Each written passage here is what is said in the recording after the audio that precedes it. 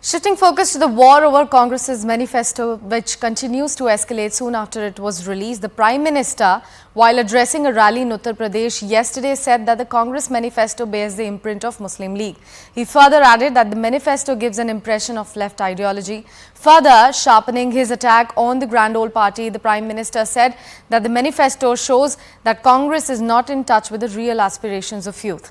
Responding to Prime Minister's jibe, Congress's Jairam Ramesh said that the Prime Minister is unaware of the history. Congress MP added that Shyama Prasad Mukherjee, who was the founder of Janasangh, formed a coalition government with the League in the early 1940s. He further accused BJP of doing politics of division as well. कल कांग्रेस ने जिस तरह का घोषणा पत्र जारी किया है, उससे साबित हो गया है कि आज की कांग्रेस आज के भारत की आशाओं, आकांक्षाओं से पूरी तरह कट चुकी है। कांग्रेस के घोषणा पत्र में वही सोच झलकती है जो सोच आजादी के आंदोलन के समय मुस्लिम लीग में थी। भ्रष्टाचार हटाओ, वो कहते हैं भ्रष्टाचारी बचाओ। विपक्षी नेताओं को डराने धमकाने, भाजपा में शामिल कराने के लिए तरह तरह के हथकंडे अपनाए जा रहे हैं।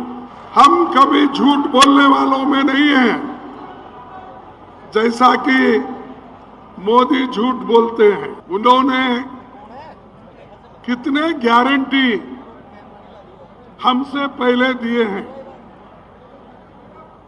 कौन सा गारंटी उन्होंने लोगों को दिया है? जिसको पहले इन्फोर्समेंट डायरेक्टरेट कहा जाता था, वो आज एक्सटॉर्शन डायरेक्टरेट बन गया है। बीजेपी दुनिया की सबसे बड़ी वॉशिंग मशीन चला रही है और देश के सबसे भ्रष्ट मंत्री, सबसे भ्रष्ट नेता नरेंद्र मोदी जी के साथ खड़े हैं। आज पूरे विपक्ष पर हमला है। दो मुख्यमंत्री जेल में हैं। कहते हैं भ्रष्टाचार पर वार है, लेकिन सब भ्रष्टाचारी अपनी पार्टी में इकट्ठा कर रहे हैं। सारी पार्टियों के जितने भ्रष्टाचारी हैं उनको सब न्योता देके, वो निमंत्रण देके ले रहे हैं और अचानक उनकी पार्टी में जाते ही स्वच्छ हो जाते हैं, कोई उनके बारे में सवाल नहीं उठाता। उनके मैनिफेस्टो में कम से कम 3-4 जगह पर म्यूचुअली कॉन्ट्रडिक्टिंग स्टेटमेंट्स है। एक जगह देश भर के स्टैंडर्ड होना चाहिए एडमिशन में, एजुकेशन में, और दूसरे जगह हम नीट को रिव्यू करेंगे, कुछ और को रिव्यू करें, और स्टेट्स को अधिकार देंगे अपने आप आपके उनके स्तर पर एग्जाम कंडक्ट करने। ऐसे बहुत सारे कॉन्ट्रडिक्शन है और प्रॉमिसेस ऐसे दे रहे हैं जो इम्प्लीमेंट करने में बजट में तो इतना घाटा होगा, पैसा बचेगा ही नहीं। कांग्रेस के असली अरमान भी उभर कर सामने आते जा रहे हैं और वो साफ दिखाई पड़ता है कि उनके मैनिफेस्टो घोषणा पत्र में तो अब मुस्लिम लीग के फरमान भी दिखने लगे हैं। जब वो अपने घोषणा पत्र में ये कहते हैं कि वो अल्पसंख्यकों के निजी कानूनों को महत्व देकर रखेंगे, इसका अर्थ ये हो गया कि वो पर्सनल लॉ को बजाय समाज को राष्ट्र की मुख्य धारा में लाने के उनके अंदर अलग पहचान और पृथकतावाद की सीमा पर ले जाने की बात करेंगे। अच्छा, बात करने पर कोई मनाही है। जनता भी समझती है कि कांग्रेस का पूरा काल अन्याय भ्रष्टाचार का रहा है। इनसे न्याय की क्या उम्मीद की जाए?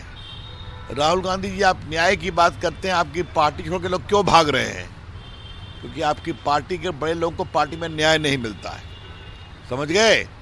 और देश की जनता भी जानती है कि ये जो भी बोले सत्ता में तो आने वाले हैं नहीं, तो न पार्टी को लेती है गंभीरता से, न उनके घोषणा पत्र को लेती है, और राहुल गांधी को तो बिल्कुल नहीं लेती।